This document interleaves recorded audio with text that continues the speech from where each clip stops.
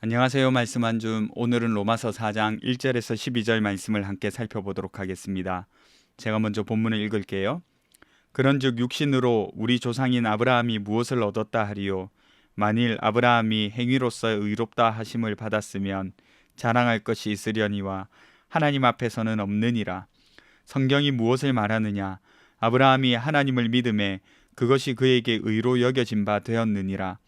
일하는 자에게는 그 삭시 은혜로 여겨지지 아니하고 보수로 여겨지거니와 일을 아니할지라도 경건하지 아니한 자를 의롭다 하시는 이를 믿는 자에게는 그의 믿음을 의로 여기시나니, 일한 것이 없이 하나님께 의로 여기심을 받는 사람의 복에 대하여 다윗이 말한 바, 불법이 사함을 받고 죄가 가리어짐을 받는 사람들은 복이 있고 주께서 그 죄를 인정하지 아니하실 사람은 복이 있도다 함과 같으니라. 그런즉 이 복이 할례자에게냐 혹은 무할례자에게도냐? 무릇 우리가 말하기를 아브라함에게는 그 믿음이 의로 여겨졌다 하노라. 그런즉 그것이 어떻게 여겨졌느냐? 할례시냐 무할례시냐? 할례시가 아니요 무할례시니라. 그가 할례의 표를 받은 것은 무할례시에 믿음으로 된 의를 인친 것이니, 이는 무할례자로서 믿는 모든 자의 조상이 되어 그들도 의로 여기심을 얻게 하려 하심이라. 아멘. 여러분, 지금까지 바울이 전한 내용을 살펴보면요, 모든 사람이 죄 아래에 있다고 했습니다. 유대인은 율법을 다 지키지 못해 죄 아래에 있다 했고요, 헬라인, 그러니까 이방인들은 그들 마음과 자연을 통해 하나님을 충분히 알 수 있도록 했는데도 불구하고 하나님을 모른 척 했기 때문에 죄 아래에 있다 했습니다. 그래서 인간은 죄를 벗어날 수 없는 죄인이라는 사실을 바울이 열심히 설명했어요. 그런데 어제 바울이 이렇게 열심히 설명한 이유를 알았습니다. 우리는 죄인이지만 이 죄를 벗어나 의롭다고 여길 수 있는 길이 하나가 있었습니다. 바로 그리스도의 의를 덧입는 거죠. 그리스도의 의로운 옷을 우리가 입는 겁니다. 그러면 하나님이 우리를 의롭다고 말해준다 했어요. 그것을 칭의라고 말씀드렸죠. 그럼 어떻게 이 의로운 옷을 입을 수 있느냐? 예수 그리스도를 믿는 믿음으로 가능합니다. 이로 말미암아 죄인이 아니라 의인이 될 수 있어요. 이제 바울은 오늘 본문을 통해서 믿음으로 의롭다 함을 받는다, 곧 칭의에 대한 내용을 구체적으로 설명하는데 아브라함을 예로 들어 설명합니다. 바울이 아브라함을 예로 들어 설명하는 것은 대단한 모험인과 동시에 굉장히 파격적이고 설득력 있는 예입니다. 왜냐하면 아브라함은 혈통을 중시하는 유대인들의 조상이기 때문이에요. 그런 그가 하나님께 인정을 받았는데 그의 의로움이 어떻게 인정받게 되었는지 이제 굉장히 큰 화제가 된 겁니다.